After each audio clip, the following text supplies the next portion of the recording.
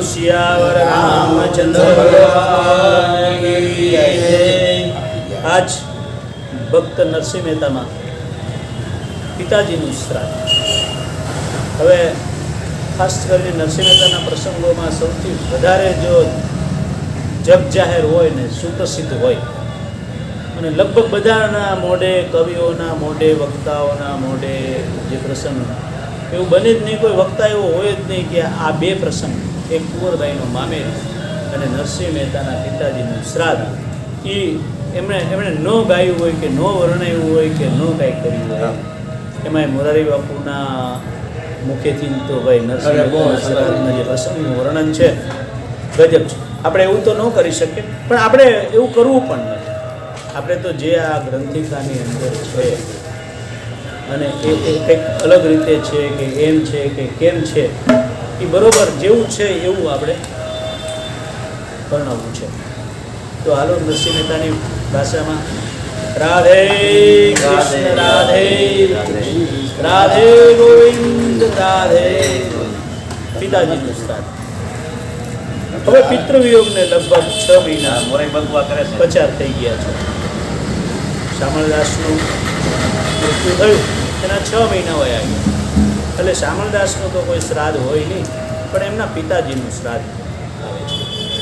હવે આમ તો શ્રાદ્ધ સ્વાભાવિક છે, બંશીધરભાઈ જ કરે અને વર્ષોથી એ જ કરે, કેમ કે પૈસાદાર છે, મોભી માણસ છે, ડાયો માણસ છે, સમાજ એની હારે છે, એટલે એ મોટા પાયે શ્રાદ્ધ કરે અને શ્રાદ્ધમાં લગભગ બધા સમાજ અને બધાને, નાગરને બધાને જમાડે અને બધી રીતે યોગ્ય કાર્ય કરે।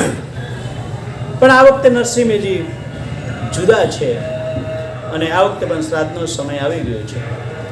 તો આમ તો નરસિંહ મહેતા પાસે જવાનો કોઈ અર્થ નથી, કેમ કે નરસિંહ મહેતા જ્યારથી બંશીધરજીથી જુદા થયા પછી, અને આમાં એને જ્યારે સ્વભાવ ગુણનો મેળ ન આવ્યો પછી જુદા થયા, કે પોતે જે છે રાજસી માણસ છે અને આ બાવા વેવો પર ભટકતો માણસ, એની આબરૂને દાગ લાગે, લઠ્ઠો લાગે એટલે, અને કમાવાનું કાંઈ નહીં, સાધુડાઓ ભેગું કરવું અને ભજન રામ રામ રામ રામ કરવું, કૃષ્ણ કૃષ્ણ કરવું।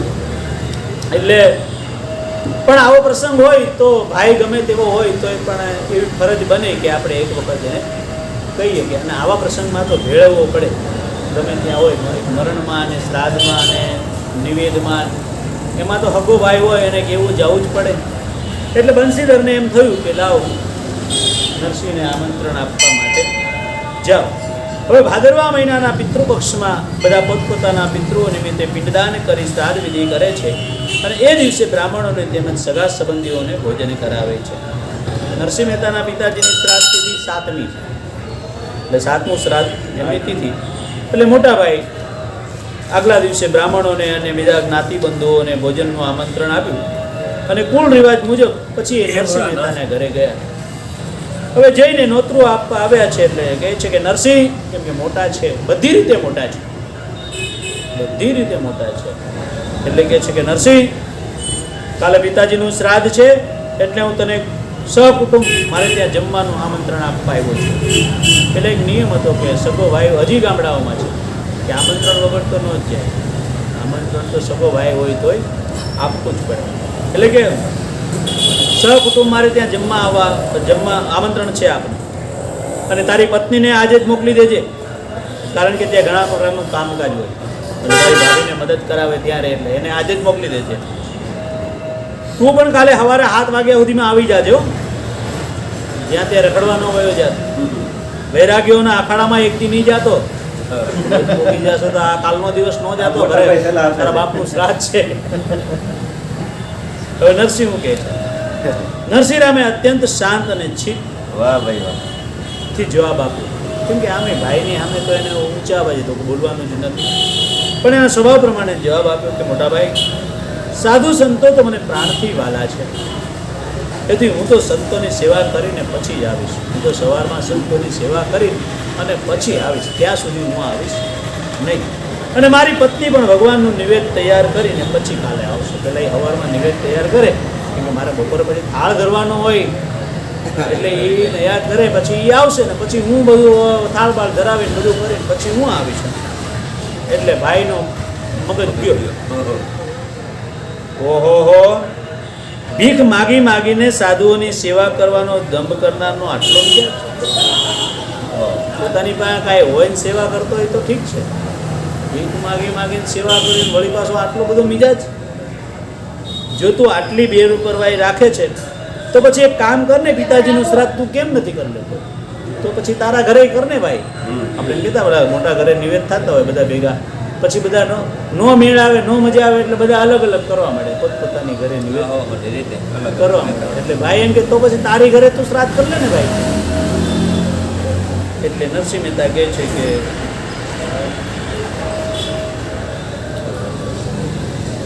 એક ફૂટી કોડી નથી તારી પાસે, અને અભિમાનનો પાર નથી. એમ મોટાભાઈ નરસિંહને કે તારી પાસે એક ફૂટી કોડી નથી ને તારું અભિમાન તો જો, હું આ કરીને આવીશ ને, હું સાધુડાને જમાડીને આવીશ ને, થાળ ધરીને આવીશ.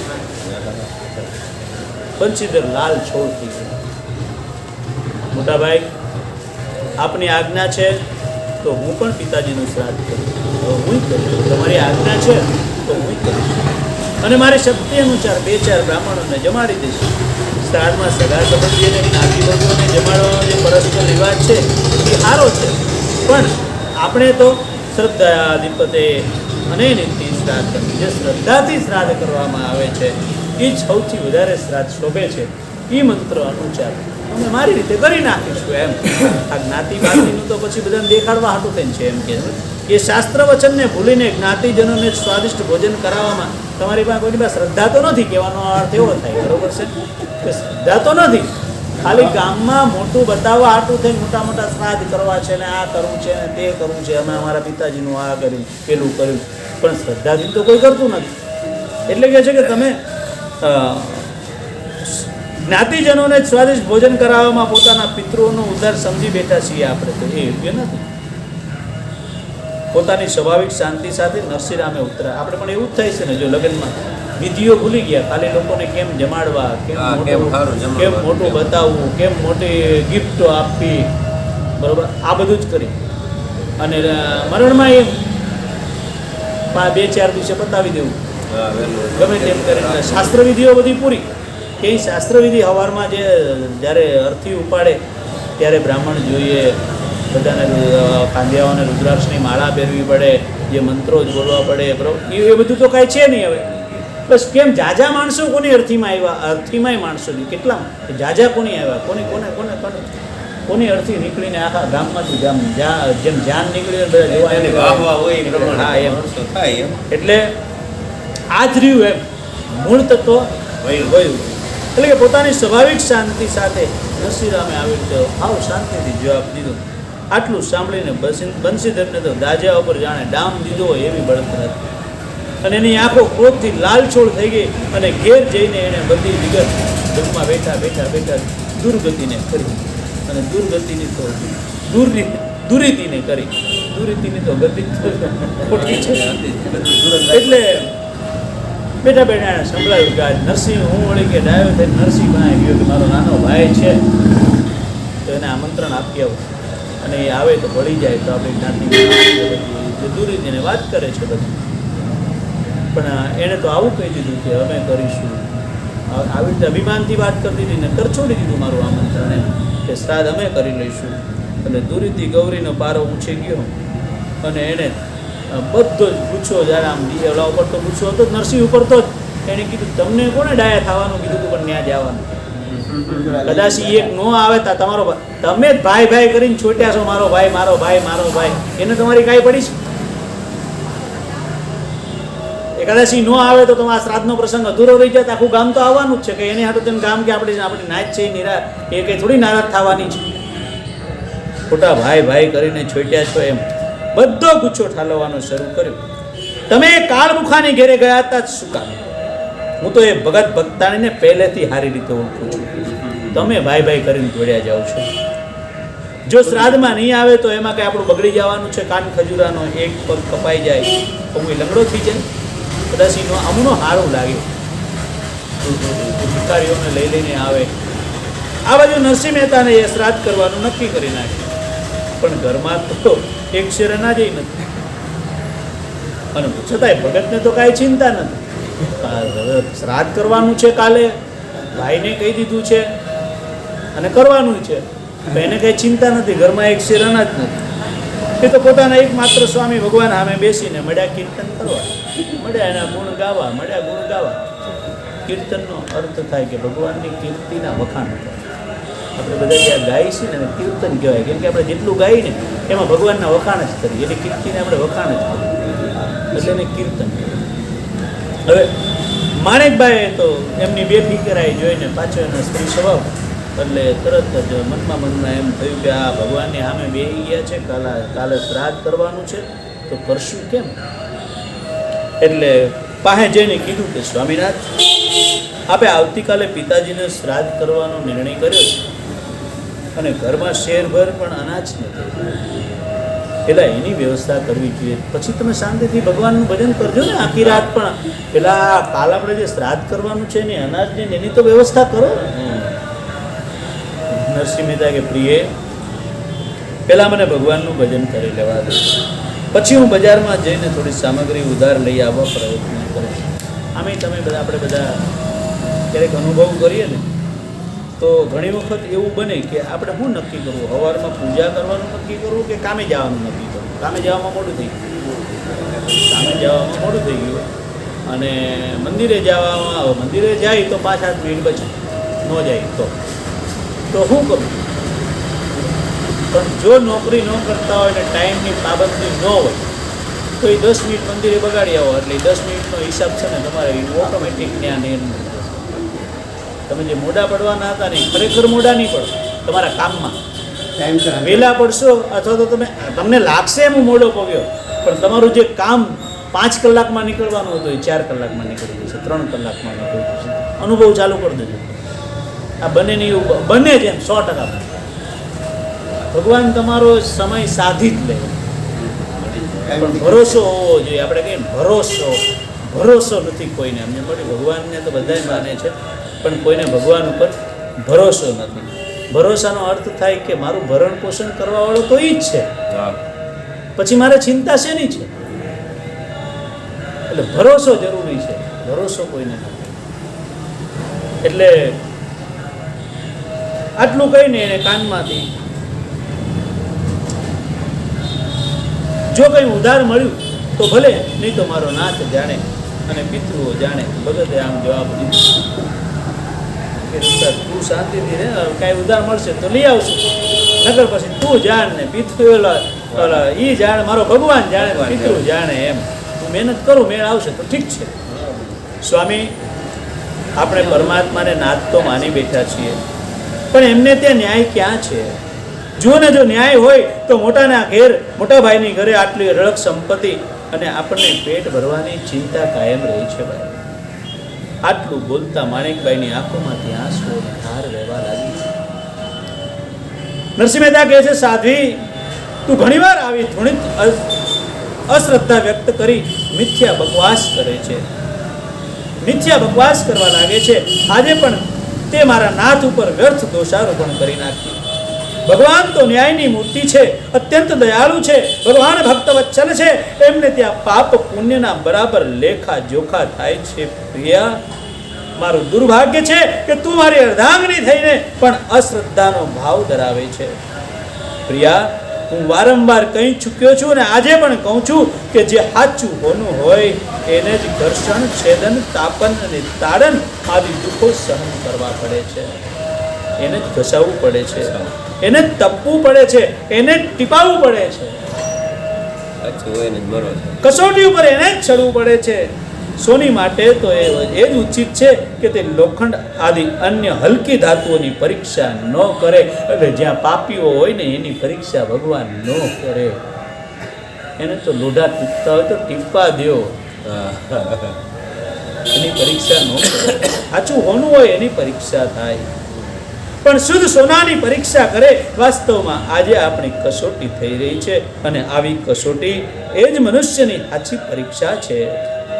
મને તો દ્રઢ વિશ્વાસ છે કે આ પરમ પિતાના દરબારમાં ક્યારેય ભૂલથી પણ અન્યાય નથી થતો. નરસિંહ રામે ખૂબ જોરદાર શબ્દો દ્વારા પત્નીનું સમાધાન કર્યું કે એને ત્યાં કોઈ દિવસ અન્યાય નથી. નાથ, ક્ષમા કરો, મારી આંખ ઉઘડી ગઈ. હવે પછી કદાચ આનાથી કોઈ અધિક વિપત્તિના દિવસો આવશે તો પણ હું વિચલિત નહીં થાવ. કદાચ આના કરતાં પણ ખરાબ પરિસ્થિતિ આવશે તો મારું ચિત્ત વિચલિત નહીં થાય. અને પરમ કૃપાળુ જગન્નાથ પર પૂર્ણ વિશ્વાસ રાખીશ. મારી પાસે આ જે 2 માસા સોનાના બુટિયા છે એને વેચીને અવશ્ય સામગ્રી લઈ આવીએ અને કાલનું કામ પતાવી દઈએ. તોય જો એને બુદ્ધિથી કામ લીધું, તોય એને બુદ્ધિથી કામ લીધું કે આ મારી પાસે જે 2 બુટિયા છે એ વેચ્યા અને આપણે શ્રાદ્ધનું કામ બતાવીએ એમ. આટલું કહીને એણે તો કાનમાંથી આભૂષણ કાઢ્યા અને મહેતાજીના હાથમાં મૂક્યા. સાચી અર્ધાંગણી એ જ છે કે જે પતિને આપત્તિના સમયે ધીરજ આપી એના દુઃખમાં પણ ભાગીદાર બને. ધીરજ ધર્મ મિત્ર અરુનારી આપદકાલ પરિખઈ ચારી. આ ચારેય આપતકાલ હોય ત્યારે ધીરજની કચોટી ક્યારે થાય? આપણે આમ તો બહુ શાંત થઈને બેઠા હોઈએ, બધી રીતે આપણે એવો ડોળે કરતા હોય ને આપણે ધીરજમાં આ તે, પણ જ્યારે આપતકાલ આવે ત્યારે જે ધીરજથી કામ લઈ શકે એ. બાકી તો ઉનાળામાં પાણીના જે થોડુંક ખેંચ પડ્યું હોય તો આજુબાજુવાળાને હેરાન કરવાની ચાલે. કોરોના જેવો તેવો આવ્યો હોય તો આ બધાને આગા એટલે એ ધીરજની કસોટી આપતકાળ, ધર્મની કસોટી આપતકાળ. ધર્મ તમે કેટલો બજાવી શકો છો, કેટલો બજે છે. મિત્રની કસોટી પણ આપતકાળમાં થાય કે બરોબર આમ તો બધા ટોળા વાળીને બેઠા હોય પણ સમય આવે ત્યારે ફોન પર જે બાના બતાવી દે અને જ્યારે ક્યાંયથી ખબર જેવા તેવા સમાચાર મળે ને દોડીને આવી જાય એ મિત્ર. આપતકાળે મિત્રની કસોટી થાય અને નારીની કસોટી આપતકાળે થાય. આમ તો આપણે હાથ ફેરવતા હોય, ખુશ રાખતા હોય, જે જોતો હોય લાવી દેતા હોય, બધું એના હગા સંબંધીને હાચવતા હોય એટલે આપણને હાચવે, એમાં કાંઈ નવાઈ નથી. પણ જ્યારે બરોબર આપણે ભાંગીને તૂટી ગયા, કાંઈ વધ્યું નહીં, ઇજ્જત વહી ગઈ, ખાવાનું વહી ગયું, કાંઈ નથી, અને ત્યારે જે ખડે પગે ઊભી રહે એ હાચી નારી. એટલે કે આ ચારની કસોટી ક્યારે થાય? આપતકાલમાં. ધીરજ ધર્મ મિત્ર અરુનારી આપતકાલ પરિકહિસ ચારી. નિર્ધન સ્થિતિમાં જ સ્ત્રીની પરીક્ષા થાય. માણેકબાઈના દાગીના લઈ મહેતાજી બજારમાં ગયા છે અને વેચીને એમણે કેટલીક જરૂરી ચીજ વસ્તુઓ ખરીદી, પણ માત્ર ઘી લેવાનું બાકી રહ્યું. બાકી બીજું બધું તો આવી ગયું એમાં, પણ ઘી રહી ગયું. બીજી બધી વસ્તુઓ તો તેઓ લઈને ઘરે આવ્યા અને માણેકબાઈએ બધી વસ્તુઓ તપાસી અને કહ્યું કે નાથ, આટલી સામગ્રીમાં માત્ર 6-7 માણસો પૂરતી રસોઈ બનશે. તમે જેટલું લાવ્યા છો એમાં તો 5-7 માણસનું બનશે. એથી 3-4 બ્રાહ્મણો અને પુરોહિતજીને જમવાનું નિમંત્રણ આપી આવો. વધારે કોઈને નિમંત્રણ આપતા નહીં. 3-4 બ્રાહ્મણને આપ્યો. આપણા જે પુરોહિતજી છે એને જ, કેમ કે પુરોહિતજીને તો લાવવા જ પડે શ્રાદ્ધ કરાવવા માટે, એટલે તમે ખાલી એને જ આમંત્રણ આપજો, બીજા કોઈને આમંત્રણ આપતા નહીં. મહેતાજી નાગરના છોરા ઉપર આવ્યા ત્યાં તો જ્ઞાતિજનો કેટલાક પ્રતિષ્ઠિત જ્ઞાતિના લોકો બધા છોરે બેઠા હતા. ભક્તરાજને જોઈને પ્રસન્નરાય નામના એક નાગર હસતા હસતા બોલ્યા. આ પ્રસન્નરાય હતા ને એ બધાને અપ્રસન્ન કરવા બહુ એટલે બહુ ચાલાક ને બધી રીતે. એટલે પ્રસન્નરાય હસતા હસતા બોલ્યા, કેમ ભગત, કઈ બાજુ? ભાઈ, કાલ પિતાજીનું શ્રાદ્ધ છે એટલે 2-4 નાગર ભાઈઓ અને પુરોહિતોને ભોજનનું નિમંત્રણ આપવા આવ્યો છું. નરસિંહરામે બહુ સરળતાથી કીધું. તો પછી 2-4 હું કામ ભાઈ? બાકીનાનો શું વાક? તમે 2-4 જણાને કહો તો બીજાનો શું વાક? એમ શું આ બધા લોકો આપના પિતાજીના શ્રાદ્ધ નિમિત્તે આપના ઘેર આવીને ભગવાનનો પ્રસાદ ન લઈ શકે?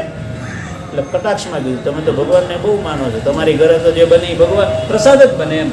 તો તમે 2-4 ને કહો તો આ બધાએ તમારી ઘરે આવીને પ્રસાદ ન લઈ શકે? તમારે તો બધાને કેવું જોઈએ ને.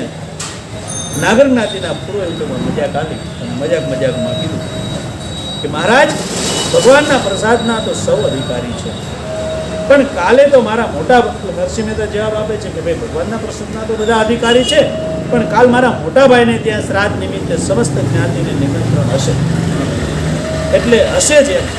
પછી મારા ગરીબને ઘેર આવવાનું કોણ પસંદ કરે? મારા ભાઈની ઘરે જે સારું બધું હોય અને ત્યાં જવાનું હોય તો મારા ગરીબની ત્યાં કોણ આવે? નરસિંહરામે એકદમ નિરભિમાનથી આમ જવાબ આપ્યો. એટલે સામેથી પ્રસન્નરાયનો જવાબ આવ્યો, મહેતાજી, બંસીધરને ઘરે જ્ઞાતિ ભોજનનું નિમંત્રણ હોવા છતાંય આપે કાંઈ દુઃખ લગાડવાનું કારણ નથી. અમે બધા લોકો આપને ઘરે આવશું, ભગવાનને નિવેદિત કરેલ પ્રસાદ અવશ્ય ગ્રહણ કરીશું. તમારી ઘરે તો પ્રસાદ મળે કે અમે બધા તમારી ત્યાં જ આવશું, અને એવી રીતે અમારા દેહને પવિત્ર કરીશું. આપની ઈચ્છા પૂરી થઈ જશે. પ્રસન્નરાયે ભક્તિ પ્રગટ કરતા અંદર તો કઈ ભક્તિ નથી, પણ ખોટે ખોટી ભક્તિ એને બતાવી કે ભાઈ અમે તમારી ત્યાં આવશું તો અમારે આપણે ઘરે કોક આપણી ઘરે આવે તો આપણે ખાલી ખાલી ઓહો આપણા પગલા પેડ્યા ઓહો, પણ ચાય માંડ વાત કરી. એટલે કોઈની પ્રતિષ્ઠાને કલંક કરવા માટે દુર્જનો અત્યંત નમ્ર બની જાય છે, અને દુર્જનમાં જેટલી નમ્રતા દેખાય ને ખરેખર એટલી સારા માણસોમાં નમ્રતા ન દેખાય, કેમ કે એ ટેકનિકથી નમતો હોય, અને ઓલા તો બિચારા નિર્મળ હોય એટલે એને તો સ્વાભાવિક રીતે કહે ને પછી તરત, પણ આને તો ટેકનિકથી નમાવાના જ નમાવાના હોય, પોતે ખાટી ખાલી નમી અને સામેવાળાને નમાવાના હોય. હા, એટલે દુર્જનો અત્યંત નમ્ર બની જાય છે. પ્રસન્નરાયના ભગવાન ભાવને ત્યાં એકઠા મળેલા બધા નાગર ગૃહસ્થોએ માથા હલાવીને ઉત્સાહિત કરે. બધાએ સપોર્ટ આપ્યો. સાચી વાત છે પ્રસન્નરાયની, આપણે બધા ત્યાં જ આવશું, અમે નરસિંહ મહેતાની ત્યાં જ આવશું. એટલે સૌએ વિચાર કર્યો કે જો નરસિંહરામ આજે સમગ્ર જ્ઞાતિને આમંત્રણ આપી દે તો જોવા જેવો તાલ થાય. પછી જોઈએ કાલે કેટલા માણસોને જમણવાની વ્યવસ્થા કરી હતી. પરંતુ શુદ્ધ હૃદયના માણસને તો સર્વત્ર પોતાની જેમ શુદ્ધતા જ દેખાય, એને તો સામેવાળો માણસ કોઈ મલિન દેખાતો જ નથી. અને નરસિંહ મહેતાએ વિચાર કર્યો કે જ્યારે જ્ઞાતિના બધા પ્રતિષ્ઠિત લોકો ભગવત પ્રસાદની અપેક્ષા રાખી રહ્યા છે તો પછી એનો અનાદર કરવો ઠીક નથી. જો બધાએ આટલો બધો ભાવ કરે છે અને બધાને ભગવાનનો પ્રસાદ લેવો છે તો મારે કેમ ના? એટલે વળી જ્ઞાતિ ગંગાના આગમનથી મારું આંગણું પણ પવિત્ર થઈ જશે. આ પ્રકારનો ભાવ મનમાં આવતા જ એમણે પરમાત્માનું સ્મરણ કર્યું અને નક્કી કર્યું કે નિમંત્રણ તો આખી નાતને આપી દો. પછી જે ભગવાનની મરજી હશે એ થાય. આજ મને નિમંત્રણ આપી દેવાય, આને કહેવાય ભરોસો. બસ એમણે પુરોહિતને કહી દીધું, પુરોહિતજી પછી જે ભગવાનની મરજી હશે એ થશે. બસ એમણે પુરોહિતજીને કહી દીધું કે પુરોહિતજી આપ જ્ઞાતિના 700 ઘરે સાગમટે ભોજનનું નિમંત્રણ આપી આવો. આવતીકાલે સાંજે શ્રી દ્વારકાધીશની જયનો ઘોષ કરતા જ્ઞાતિભાઈ મારી ઝૂંપડીને પાવન કરશે, એ પણ એક આનંદનો વિષય છે. જેવી આપની આજ્ઞા કહીને પુરોહિતજી ઉઠ્યા અને જુનાગઢની સમગ્ર નાગર જ્ઞાતિને સહકુટુંબ નરસિંહ મહેતાને ત્યાં જમવાનું નિમંત્રણ આપી દીધું. 700 ઘર આગળ. આ નિમંત્રણની ચર્ચા આખી નાગરીનાથમાં ફેલાઈ ગઈ. જે જાતનો માણસ એવી જાતની તે કલ્પના કરતો. કોઈ એમ કહેતું કે ભાઈ હું થંબુરો જમાડવાનો છે, અમુક વળી કે આપણે ખાલી ત્યાં જવાનું જ છે, પછી આવવાનું બંશીધરની ઘરે જ જમવાનું છે. ત્યાં કઈ થોડું જમવાનું મળવાનું છે, ત્યાં આંડલા કુસરી કરે. પણ કાલે એને છોડવો તો નથી. બધા અલગ અલગ રીતે આખા ગામમાં નરસિંહની વાતો, મજાક, મસ્તી, ટીખળો થાય છે. કોઈ કહેતું કે આજે લોકોએ ભક્તરાજને બરાબર ફસાવી દીધો. ક્યારે એનું ઘર જોવાની તક મળી નથી. આજના ઘરે જઈ આવી. આમ તો એમ થાય કે એના ઘરે હું જાઉં, જાય તો ખરાબ લાગી, જાય તો ખરાબ લાગી. કોઈક જોઈ જાય કે નરસિંહની ઘરે ગયો તો જવાબ હું દેવો, હું કામ ગયો તો એટલે નાની બાર જેવી આવ્યો જેવો મૂકી દીધો. એટલે કોઈ કહેતું કે અરે આ તો કોરું નોતરું છે, બાકી એની ઘેર ગોપીચંદ અને કરતાલ સિવાય બીજું કાંઈ છે? આ બાવો આખી નાતને ભલા ક્યાંથી ખવડાવવાનો છે? જ્યારે જમવાનો સમય થશે ને, બોલાવા આવે ત્યારે માનવાનું કે બોલાવા તો મોકલ્યા એમ. કોઈ કહેતું કે પેલા બોલાવવાનો રિવાજ હતો, ખાલી આમંત્રણ દીધે ગોપી ન જવાતું. આમંત્રણ દીધા પછી પાછું એને બોલાવા જાય કે પેલા જાય તો કે હાલો જણ બધા જમવા આવો, આદમી જમવા આવો, પછી કે બાયુ જમવા આવો, પાછું બાયુ નહીં બોલાવા જવાનું, બરાબરથી બોલાવા જવું પડે. એટલે કોઈ કહેતું જુઓ ભાઈ આપણે કંઈ ખાધા વિના ભૂખે થોડા મરી જઈએ.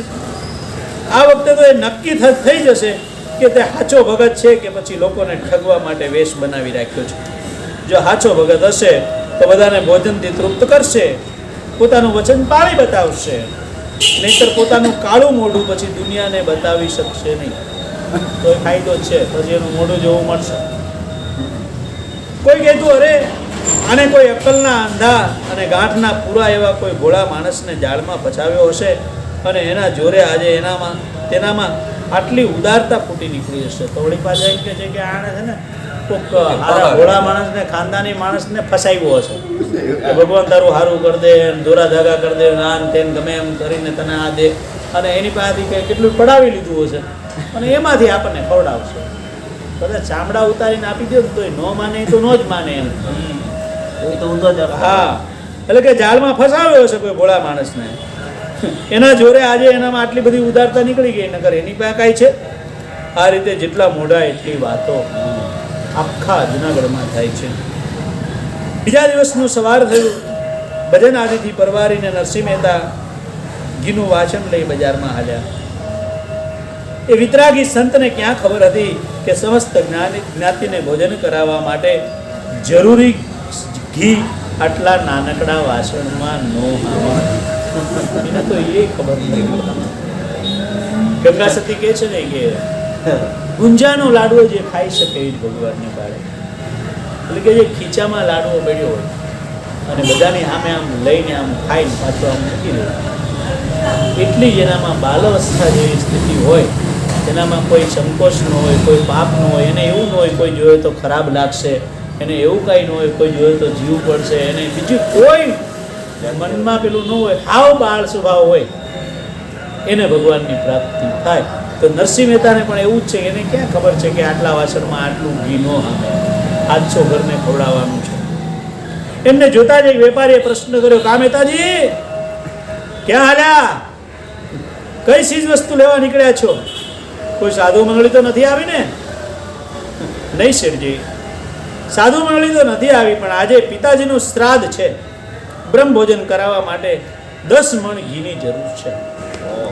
આપણી પાસે સારું ઘી હોય તો બતાવો. ભક્તરાજે ઉત્તર આપ્યો, ઘીના પૈસા રોકડા લઈને આવ્યા છો કે ઉધાર લેવું છે? વેપારી છે ને ભાઈ. વેપારીએ પૂછ્યું એટલે કે ભાઈ પૈસા અત્યારે તો નથી, પણ 1 મહિનામાં ચૂકવી દઈશ. મહેતાજીએ જવાબ આપ્યો. શેઠે વિચાર કર્યો કે આ કંગાળ માણસ 1 મહિનામાં 300 રૂપિયા ક્યાંથી કાઢશે? જો ઘી કેટલું લેવાનું છે? 300 મણ. 300 ના કેટલા મણ કીધું? 10 મણ ઘીના 300 રૂપિયા. તો હું ભાવ થાય? સસ્તું થયું. સસ્તું તો એ પ્રમાણે સસ્તું, એની મોંઘવારી પ્રમાણે ત્યારે તો જે આવક હોય એ પ્રમાણે હોય ને બધું. એટલે 10 મણ ઘીના 300 રૂપિયા, એટલે 1 મણના 30 રૂપિયા. 1 મણના 30 રૂપિયા થયા, 1.5 રૂપિયો ભાવ થયો. તોય બહુ ભાવ કહેવાય. 1.5 રૂપિયો 400 વર્ષ પહેલા મને સાંભળે એમાં મેં સાંભળ્યું છે કે 25 પૈસા 30 પૈસા દાડી આખો દી ની આપતા. તો એ હમણાંની વાત છે, અને આ 400 વર્ષ પહેલા એટલું સસ્તું હોય ને. એટલે આ મોંઘું કહેવાય. બોલો. એટલે શેઠે વિચાર કર્યો કે આ કંગાળ માણસ 1 મહિનામાં 300 રૂપિયા ક્યાંથી કાઢશે? વાયદો તો આપી દીધો, પછી આપણે ક્યાં ઉઘરાણાની કતાર લેવા જાવી? 300 રૂપિયા તો કેવા કહેવાય? એટલે એની પાસે કોઈ આવકનું સાધન તો છે નહીં, આટલી મોટી રકમનું ઉધાર આપવું એ બરાબર નથી. એટલે એને કહ્યું, ભક્તરાજ મારી પાસે એટલું ઘી તો હાજરમાં નથી, લાચાર છું. નરસિંહરામ આગળ વધ્યા, કાંઈ વાંધો નહીં. એક ભગવત ભક્ત વેપારીએ એમને પ્રણામ કરીને આગમનનું કારણ પૂછ્યું. એટલે નરસિંહ મહેતાએ બધી વાત વિસ્તારથી કહી કે ભાઈ આવી રીતે બન્યું છે અને 700 માણસને કાલ રસોડું કરવાનું છે, એટલે એ પ્રમાણે ઘી જોઈએ છે. એટલે વેપારીએ બહુ નમ્રતાથી કહ્યું, પૂછ્યું કે ભક્તજી આપને જેટલું જોઈએ ને એટલું ઘી મારે ત્યાંથી લઈ જજો. 20 મણ નહીં પણ 30 મણની વધારે જોતું હોય તો એ લઈ જાજો, પણ પહેલાં મને 2-4 ભજન તમારે સંભળાવવા પડે. કેમ કે એ ભક્ત પ્રેમી છે, ભગવાનનો પ્રેમી. એટલે કે ઘી તો તમારે જોતું હોય એટલું આપો ઉધારમાં, પણ ભાઈ લંકામાં વિભીષણ તો હોય ને, ધરતી કઈ વાંજણી નથી. એટલે કે તમે 2-4 ભજન સંભળાવી દો અને લઈ જાઓ, પછી પૈસા આવે તોય ભલે, ન આવે તોય ભલે, મનમાં તો એટલે ભજન અને ભજન તમે સંભળાવી દો. ખબર જ હોય નહીં જ આવે, ક્યારે આવે નું કઈ નક્કી જ નહીં, કેમ કે કમાણી જ નથી, આવક નથી, છે નહીં તો ક્યાંથી આપશે? ચાતકને સ્વાતિનું જળ મળી જાય એમ કોઈ નિર્ધન માણસને અકસ્માતે ધનનો મોટો ઢગલો મળી જાય અને એને જેટલો આનંદ થાય ને એના કરતાં અનેક ગણો આનંદ ભક્તરાજને થઈ ગયો. હો એમણે વિચાર્યું કે જ્ઞાતિ ભોજન તો હાંજે કરાવવાનું છે, હજી તો સવાર છે, 4 ભજન ગાવા હું વાંધો, જ્ઞાતિ ભોજન તો હાંજે છે. ભજન કરવાનો આવો સુંદર અવસર ક્યાં મળશે? આને એક અવસર કહેવાય કે તમને ધ્યાનથી કોઈ સાંભળવા વાળું છે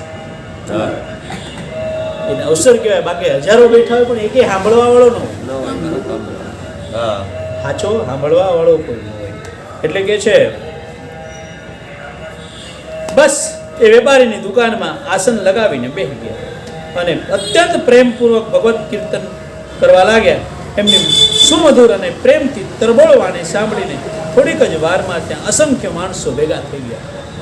અને જ્યારે આમ અંદરથી કંઈક ઉત્સાહ એવો જાગી ગયો અને ભાઈ લલકાર કર્યો, ગાવાનું ચાલુ કર્યું, એટલે આજુબાજુમાં બધા આજુબાજુની દુકાનોવાળા જે ત્યાંથી નીકળે એ ને બધા ઊભા થઈને આવી ગયા અને ટોળું બધા આનંદ લેવા માંડ્યા. તરબોળ વાણી સાંભળીને માણસો એકઠા થઈ ગયા. ભગતજી જ્ઞાતિ ભોજન અને પિતૃ શ્રાદ્ધને ભૂલી ગયા અને પ્રભુ ભજનમાં લીન થઈ ગયા. કેમ કે પાછળથી આવવા માંડ્યા, વન્સ મોર બધાને ગાવાની મજા આવી. ભગત એક ભજન થવા દે, ભગત એક ભજન થવા દે એમ. એટલે ભગતને તો આનંદની ફોરાઓ છૂટી અને બીજું બધું ભૂલી ગયા. આપણે કેમ લોકડાઉનને ભૂલી જાય એ બધું ભૂલી ગયા. એટલે ભક્તરાજ તો બધું ભૂલી ભગવત પ્રેમમાં ડૂબી ગયા. પણ જે ભગવાન પર તેમને આટલો ઊંડો પ્રેમ હતો અને જેમણે એના યોગક્ષેમ વહન કરવાનો ભાર પોતાના ઉપર લીધો હતો કે તારા દરેક યોગને રક્ષા હું કરીશ. આપણે કીધું ને, ભરોસો હોય એના બધા યોગ ભગવાન હાચવે. આપણે હમણાં વાત કરી કે તમે મોડું થઈ જાય તમારે કામે જવાનું તો એ તમારા કામ એ હાચવી લે, પણ તમે મંદિરે આવવાનું ચૂકતા તો ભગવાનને ભજવાનું ચૂકતા નહીં. બીજું બધું મોડું થાય, બીજું બધું ખરેખર સાઈડમાં છે. જે સાઈડમાં છે પેટ ભરવા માટે ધંધો છે અને આત્મકલ્યાણ માટે જીવન છે. તો આપણે આત્મકલ્યાણને સાઈડમાં મૂકી દીધું અને પેટ ભરવાને પહેલાં લીધું. નગર ખાલી પેટ ભરવા માટે જ કે તમારું જીવન નિર્વાહ કેમ થાય. બાકી આપણે આવ્યા છીએ અહીંયા આત્મકલ્યાણ માટે, ભગવત પ્રાપ્તિ માટે, અને આપણે ભગવત પ્રાપ્તિનું સાઈડમાં મૂકી દીધું. સાઈડમાં પાછો એમાં સ્વાર્થ સાધ્યો, એમાં સ્વાર્થ સાધ્યો, બરોબર છે. એટલે આપણે હાવ સાઈડમાં કરીએ પણ ભગવાન પહેલા, અર્થ પછી. એટલે ભગવાને પોતાના ધામમાં એ કે ભગવાન કેમ નિશ્ચિંત રહી શકે? ભગત તો નિશ્ચિંત થઈ ગયા. ભગવાને પોતાના ધામમાં બેઠા બેઠા વિચાર કર્યો કે મારો ભક્ત તો ભજનમાં લાગી ગયો છે. એને એ વાતનો કાંઈ ખ્યાલ જ નથી રહ્યો કે ઘરે શ્રાદ્ધ છે પિતાજીનું અને આટલા લોકોના ભોજનની વ્યવસ્થા કરવાની છે, અને જો હું પોતે એ માટેની વ્યવસ્થા નહીં કરું તો આજે ભક્તની આબરૂ જશે અને મારું ભક્ત વત્સલતાનું પ્રણ છે, બિરુદ છે, એને લજવાશે. એટલે આજ મારે જવું પડશે, મારે વ્યવસ્થા કરવી પડશે.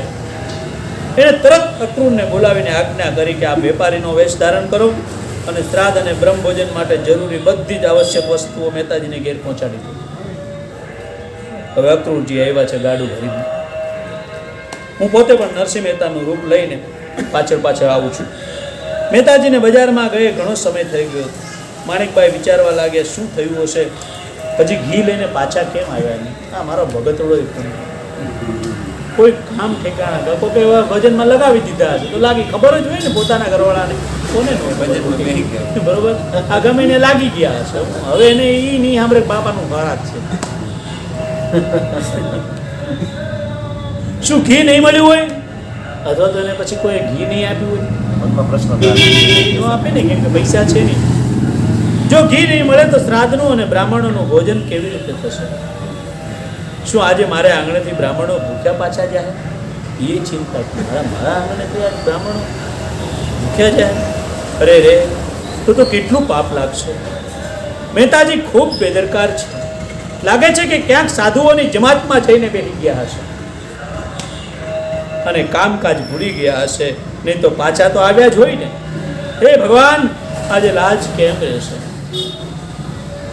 માણેકભાઈ આવા વિચારમાં બેચેન હતા અને એકાએક ભગવાનની આજ્ઞા અનુસાર શેઠના વેશમાં અક્રૂરજી બધો સામાન એક ગાડામાં ભરાવીને આવી પહોંચ્યા. માણેકબાઈની ચિંતા તુરંત ગાયબ થઈ ગઈ ગાડું જોઈને. ઓહો, આ નરસિંહ આટલું બધું ક્યાંથી લઈને લઈને આવ્યા હશે, બરોબર છે. અને અત્યંત પ્રસન્નતા સાથે બધી સામગ્રી યોગ્ય જગ્યાએ ઉતરાવવા લાગ્યા. પોતે પછી એને ખબર પડી ગઈ કે નરસિંહ મહેતા જ મોકલી હોય એટલે ફટાફટી ગોઠવવા મળે કે આ અહીંયા મૂકી દો, આ કટા અહીંયા મૂકી દો, આ ગણ અહીંયા મૂકી દો, આ ઘી અહીંયા મૂકી દો. વ્યવસ્થિત આમ બધું ગોઠવવા લાગ્યા. થોડી વારમાં સ્વયં ભગવાન પણ નરસિંહ મહેતાના રૂપમાં ઘી લઈને આવી ગયા. એટલે આ ગુપ્ત રહસ્યને કોઈ જાણી શકતું નહીં, કેમ કે એ તો નરસિંહ મહેતા જાય ભગવાને એ તો પોતળી પહેરીને ધીમે ધીમે ધીમે ધીમે ઘી લઈને આવ્યા. હાથમાં ઘેરડી લઈને હા. આવ્યા. માથે પીછું, હાથમાં કરતાલ, પીળી કોતળી. માણેકબાઈએ મહેતાજનો વેશધારી ભગવાનને પૂછ્યું કે આટલી બધી વાર શું કામ લગાડી? આટલી બધી વાર તમે ક્યાં લગાડી? હું તો ચિંતામાં પડી ગઈ હતી કે આ બધો સામાન તમે ક્યાંથી મેળવ્યો? આ સામાન લાવ્યા ક્યાંથી? તમે આપ્યો બોલે નાથ, હું રસોઈ પાણીની બધી વ્યવસ્થા કરું છું, આપ જલ્દીથી પુરોહિતજીને બોલાવ્યા. તમે ફટાફટ છે ને પુરોહિતજીને બોલાવ્યો તો હું રસોઈ તૈયાર કરી દઉં એટલે સમયસર શ્રાદ્ધ નખાઈ જાય. શ્રાદ્ધ નાખવાની વિધિ પતી જાય પછી જમાડવાનું તો પછી ચાલશે. બપોરનો સમય થવા આવ્યો છે, હવે શ્રાદ્ધનું કાર્ય આરંભ કરી દેવું જોઈએ, તમે કૂદી જાઓ. માણેકબાઈએ કહ્યું અને ભક્તના વેશમાં ભગવાન પુરોહિતની ઘેર પહોંચ્યા. એમને વિનમ્ર સ્વરથી કહ્યું કે પુરોહિતજી, સમય થઈ ગયો છે, આપ કૃપા કરીને મારે ઘેર પધારી એકોદિષ્ટ શ્રાદ્ધ કરાવી આપો. આ સ્વાર્થી દુનિયામાં ધનવાનનું અધિક માન હોય, ગરીબને પણ સર્વત્ર ધનવાન જ પૂજ્ય માનવામાં આવે છે. નિર્ધન વ્યક્તિ કદાચ ગુણવાન હોય તો પણ એના તરફ કોઈ ધ્યાન નથી આપતું. આથી તો નીતિકારે ત્યાં સુધી લખ્યું છે કે જ્ઞાન વૃદ્ધાસ તપો વૃદ્ધા વયો વૃદ્ધાસ તથા પરે તે સર્વે ધન વૃદ્ધસ્ય દ્વારે તિષ્ઠંતિ કિંકરાઃ. અર્થાત જ્ઞાની, તપસ્વી અને વયોવૃદ્ધ મનુષ્યએ પણ ધનવાન માણસના દરવાજા પર દાસની જેમ રહેવું પડે છે. જેમ અકબર 9 રત્ન હતા અકબરની રાજસભામાં, પણ એકેય રાજા નહોતા 9. રાજા મૂર્ખ હતો અને 9 રત્ન હતા એ એની ત્યાં દાસ હતા. એટલે નિર્ધનતાને ત્યાં આપણા ભગતજી પણ લોક દ્રષ્ટિએ નિર્ધન જ હતા, બાકી દેવ દ્રષ્ટિએ કે સાધુ દ્રષ્ટિએ નિર્ધન નહોતા. એના જેવું ધન તો કોઈની પાસે નહોતું,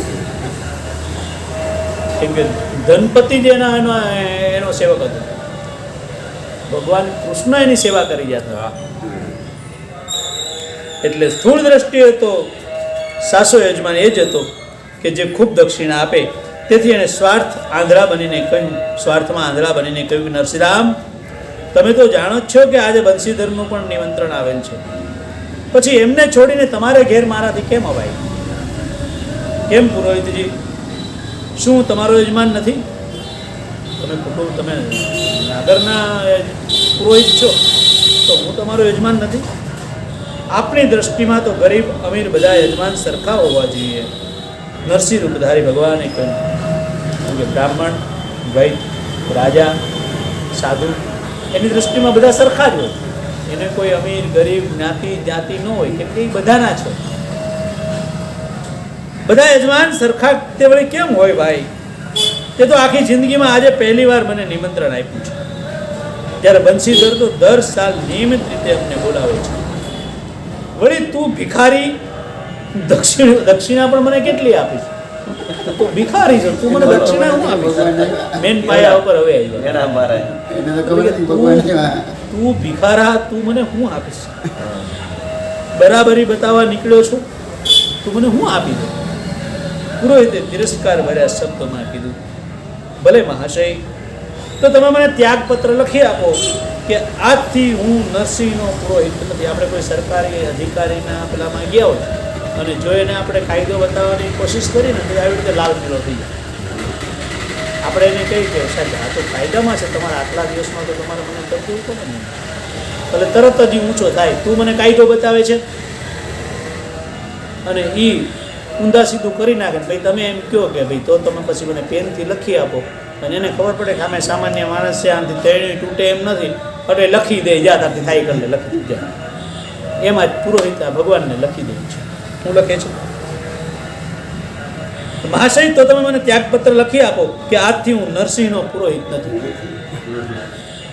એટલે ઓલાને તો મનમાં દાંત આવ્યા, ભગવાન નહીં ભગવાનને નહીં, પુરોહિત નહીં એમ. કે આ આવડે કઈ હસ્તીથી મને કહે છે કે તું લખી દે એમ. કે આ એક નહીં આવે તો મારે કઈ ફેર પડી જવાનો, અને આની પાસે છે હું. એટલે હું કોઈ બીજા બ્રાહ્મણને શોધી લઈશ, ભગવાને કીધું તમે મને લખી દો. પુરોહિતે તાનમાં આવીને રાજીનામું લખી આપ્યું કે આ તારો પુરોહિત નથી, જા. અને પત્ર લઈને ભગવાન ત્યાંથી હાલતા થયા. ભગવાનની અંદર હવે રસ્તામાં એક ગરીબ બ્રાહ્મણ મળી ગયો. હવે જેને વેદાંતમાં તો કઈ ખબર પડતી નથી, મજૂરી કામ કરે છે, બ્રાહ્મણ જ નથી એમ કહી તો હાલે, ખાલી ખોડિયાથી જ બ્રાહ્મણ છે. બાકી બ્રાહ્મણનું વેદ પુરાણ શાસ્ત્રનું કોઈ પણ જ્ઞાન એનામાં નથી. હવે એ ગરીબ બ્રાહ્મણ મળી ગયો અને ભગવાને તેને કહ્યું કે મહારાજ, આપ મારી ઘરે એકોદષ્ટિ શ્રાદ્ધની વિધિ કરવા માટે પધારશો? બ્રાહ્મણે નમ્રતાપૂર્વક કીધું કે નરસિંહજી, હું કંઈ ભણ્યો ગળ્યો નથી, માત્ર ખેતી કામ કરું છું અને ગુજરાન ચલાવું છું, એટલે હું આપના કામને યોગ્ય નથી. કોઈ વિદ્વાન બ્રાહ્મણને તમે બોલાવી લાવો. અત્યારે ગમે એ ચડી જાય એમ ચડી ન ગયા. અત્યારે તમે કહે લાવો દક્ષિણા આવશે ને, ત્યાં એક મંત્ર તો આવડે છે ને આપણને, આ લોકોને ક્યાં કાંઈ આવડે. એટલે એ બધા નીતિ નિયમોવાળા હતા, જે મહાન માણસો હતા. બ્રાહ્મણે નમ્રતાપૂર્વક કહ્યું કે શ્રીરામજી, હું કાંઈ ભણ્યો નથી, હું ખેતી કરું છું, એટલે આપ તમે વિદ્વાન બ્રાહ્મણને બોલાવી લાવો. મહારાજ, આપ જ સાચા બ્રાહ્મણ છો અને બધું જ જાણો છો. ભગવાન એમ કહે છે કે તમે જ સાચા બ્રાહ્મણ છો, તમે બધું જાણો છો. જે બ્રાહ્મણ વિદ્વાન હોવા છતાંય અહંકારના નશામાં છૂર છે, એ બ્રાહ્મણ તત્વથી ઘણો દૂર છે. તમે કદાચ ગમે એટલા વિદ્વાન હોય, પણ તમારામાં અહંકાર હોય, અહંકારનો નશો હોય, એની વિદ્યા વહી ગઈ. એટલે એ બ્રાહ્મણ તત્વથી દૂર છે. મારે એવા બ્રાહ્મણની જરૂર નથી. આપ કૃપા કરીને મારે ત્યાં પધારો, આપ દ્વારા મારું કામ સંપન્ન થઈ જશે. આમ કહીને ભગવાન એ અભણ બ્રાહ્મણને ઘેર લઈ આવ્યા. ભગવાનની આજ્ઞા અનુસાર ઘર પર શ્રાદ્ધ માટેની બધી જ વસ્તુઓ તૈયાર હતી. ભગવાન પોતે નરસિંહના વેશમાં શ્રાદ્ધ શ્રાવવા માટે બેઠા છે. જો નરસિંહનો પિતા કેટલો ભાગશાળી છે, એનું શ્રાદ્ધ સ્વયં ભગવાન કરે છે. વાહ. એટલે જ કીધું છે કે જેના ઘરમાં ભગત થાય ને એની 70 પેઢી તરી જાય. ભગવાનને આવવું પડે. જેના ઘરમાં ભગત થાય એની 70 પેઢી તરી જાય. નરસિંહના વેશમાં શ્રાદ્ધ શ્રાવવા બેઠા છે. ભગવાનનો સ્પર્શ થતા પેલો અભણ બ્રાહ્મણ, જ્યારે સ્પર્શ થયો ને ભાઈ, અભણ જે બ્રાહ્મણ હતો એને ચારેય વેદો મોઢેથી, સદરા વેદ શાસ્ત્રોનો પ્રકાંડ વિદ્વાન બની ગયો. એને કોઈ વસ્તુ બાકી ન રહી એમ. વાહ ભાઈ વાહ. 84 બ્રાહ્મણ સમાઈ ગયા. ઓહો. કેવડો. શાસ્ત્રનો પ્રકાંડ વિદ્વાન બની ગયો અને અત્યંત વિધિપૂર્વક કામ પૂર્ણ કરાવ્યું. જે સર્વ સમર્થ પરમાત્મા મુકમ કરોતી વાચાલમ, ઊંઘાને જે વાચાલ કરી દે, બોલતો કરી દે, એ પરમાત્મા આને વિદ્વાન બનાવી દે. એમાં શું નવાય? એમાં કઈ ઘટે જ નહીં ને. દિવ્ય શક્તિ આવી ધરાવે છે. તેમને માટે આવું કામ શું કઈ આશ્ચર્યજનક છે. શ્રાદ્ધ વિધિ સમાપ્ત થઈ ગઈ. પછી ભગવાને બ્રાહ્મણને 50 સોના મોહરો દક્ષિણા આપી. કેટલી? 50 સોના મોહરો દક્ષિણા આપી. હવે ઓલા ભાઈને એમ થાય કે હું ક્યાંય ન ગયો એમ. હા, દક્ષિણામાં આપીને અત્યંત આદર સાથે ભોજન કરાવ્યું. નાગર વેશધારી ભગવાનના અનુચરોએ સમસ્ત નાગર જ્ઞાતિને બોલાવીને અત્યંત પ્રેમથી આદર સહિત ભોજન કરાવ્યું. બધા વિચારમાં પડી ગયા. અને બધાય અમુક તો માનતા નતા તો કે હાલો બધાય જમીને આવે છે અને બધાને જમાડે. પછી તો એક પછી એક અને બધા ભાઈ રસોઈના વખાણ કરવા માંડ્યા. અત્યંત પ્રેમ અને આદર સહિત ભોજન કરાવ્યું. બધા લોકો બહુ સંતુષ્ટ થયા. આવી રીતે સાંજ થતા સુધીમાં તો બધું કાર્ય સંપૂર્ણ થયું. આ બધું કાર્ય આટોપીને ભગવાનના પોતાના અનુસરો સાથે અંતર્ધાન થઈ ગયું. કોઈને ખબર ન પડે એમ તો બધું કામ સમાપ્ત કરીને અંતે માણેકભાઈ પોતે પ્રસાદ લેવાની તૈયારી કરે છે. હવે માણેકભાઈ નવરા પડ્યા છે, બધા વયા ગયા છે. બરોબર. નરસિંહમાં તો એને એમ હશે કે નરસિંહ મહેતા બધાને વળાવા ગયા છે, હા. એટલે પોતે હવે ભોજનની તૈયારી કરે છે. એટલામાં હાથમાં ઘીનો ડબ્બો લઈને ભગત ડક ડક ડક ડક કરતા આવે છે. હાથમાં ડબ્બો છે, એને ખબર પડી ગઈ છે કે આજે શ્રાદ્ધ છે. ભજન પૂરા થયા, તાવ ઉતર્યો જ્યારે ભજનનો, પછી એને મગજમાં આવ્યું કે હારું આજ તો શ્રાદ્ધ છે, બધા જમવા જ્ઞાતિવાળા આવ્યા હશે, શું કરવું એમ, અમારી હાલત શું થાય. હવે ધીમે ધીમે ધીમે ઘરમાં દાખલ થયા. ખૂબ મોડું થઈ જવાને કારણે અને શ્રાદ્ધ ન કરી શકવાના કારણે એના મનમાં ને મનમાં શંકો છાય છે, તો ઘરમાં જાવું એ કેમ હવે. કરવું એમને આવી રીતે જોતા આવે છે. માણેકભાઈ એમ જોવે છે કે આ શું કરે, આવી રીતે કેમ આવે, મહેમાનને મૂકવા ગયા હતા નહીં, આવી રીતે આમ કેમ આવે એમ. આજ તો ખુશીનો દિવસ છે એમ, આવડો મોટો પ્રસંગ આપણી ઘરે થઈ ગયો અને બંસીધરભાઈની ઘરે ન થાય એવો થયો, અને એ આ રમત કરે, મજાક કરે છે કે શું છે એમ, કેમ આવી રીતે આવે છે. એટલે માણેકભાઈ આચાર્ય સાથે પૂછ્યું, સ્વામી બધાને જમાડીને વિદાય કર્યા પછી વળી તમે આ શું લાવ્યા, તમે પાછું અત્યારે શું લઈને આવ્યા તમારાથી, શું કામ લઈને આવ્યા બધું.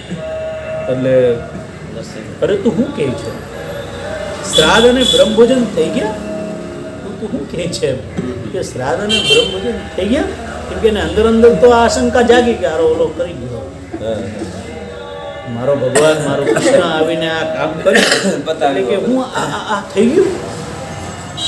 તો સવારમાં ઘી લેવા ગયો હતો અને હજી અત્યારે આવું છું. રસ્તામાં એક ભગત મળી ગયા, એમણે થોડાક ભજન સંભળાવવાનું મને કીધું, પછી સંભળાવીને હું સીધો હાલ્યો આવું છું કે અને એટલે મોડું થઈ ગયું. તો પછી વિધિવત શ્રાદ્ધ કરાવીને હજારો માણસને ભોજન કોને કરાવ્યું, તો પછી અહીંયા તમે આ બધા ભોજન તમે કરાવતા હતા એ કોણ હતું. વિધિવત શ્રાદ્ધ કરાવ્યું, તમે હરાવવા બેઠા હતા, બધાને આવકારી તમે ભોજન કરાવ્યું, બધાને વિદાય આપી, દક્ષિણા આપી, તો એ કોણ. હું તો ચોખ્ખું જોઈ રહી હતી કે આ બધું આપ જ કરી રહ્યા, તમે જ કરી રહ્યા હતા, બીજું કોઈ નહોતું. તમે આ નાટક બંધ કરો, હું કઈ આંધળી છું, આપ મારી સાથે આવી મજાક હું કામ કરો છો. જો ખરેખર છે ને, ગમે તે તમે સફળ માણસોને જોજો, જે કોઈ સંત હશે કે કોઈ મહાન કલાકાર હશે, એ લોકો એકદમ કરુણાથી હોય અને મજાકિયા સ્વભાવના, રમૂજી પણ. એના કોઈના દુઃખમાં પોતાની આંખોમાં આંસુ પણ જલ્દી આવી જાય અને રમૂજ પણ કરી. રમૂજ એટલે સાચી રમૂજ, કોઈને ઉતારી પાડવાની રમૂજ નહીં, ખરાબ પણ. હા, એટલે એ અવારનવારી રમૂજ કર્યા કરતા હોય. એટલે માણેકભાઈ એમ કે તમે આવી મજાક શું કામ કરો છો, તમે આવી મજાક શું કામ કરો છો. પ્રિયા, હું મજાક નથી કરતો, હું તો હજી બજારમાંથી હાલ્યો આવું છું, તો ખરેખર હાલ્યો આવું છું. સવારમાં ઘી લેવા ગયો તો બધા વેપારીઓ બાના કાઢતા હતા. એક વેપારીએ મને કીધું જોતું હોય તો લઈ જાઓ, પણ મને 2-4 ભજન સંભળાવો. પછી તો જે બન્યું એ બધી આખી વિગત કીધી.